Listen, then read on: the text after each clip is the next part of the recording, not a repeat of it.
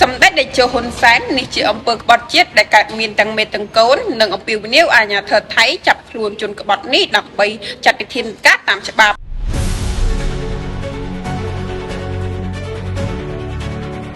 សម្ដេចតេជោហ៊ុនសែននៅថ្ងៃទី10ខែមិថុនានេះបានប្រតិកម្មយ៉ាងខ្លាំងចំពោះបុគ្គលដែលបានផលិតវីដេអូសម្ដែងផ្សព្វផ្សាយមានចរិតញុះញង់ឬអើមដើម្បីបំបាក់ទឹកចិត្តកងទ័ពផ្សព្វផ្សាយព័ត៌មានមិនពិតដែលធ្វើឲ្យសាធារណជនមានការយល់ច្រឡំ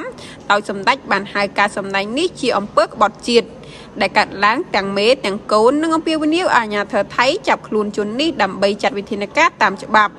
សម្ដេចបានបញ្ជាក់ថាប្រទេសកម្ពុជាកំពុងប្រឈមនឹងការឈ្លានពានពីបរទេសប៉ុន្តែជនខ្លះវិញទៅសហការជាមួយបរទេសដោយបំផ្លាញប្រទេសជាតិខ្លួនឯង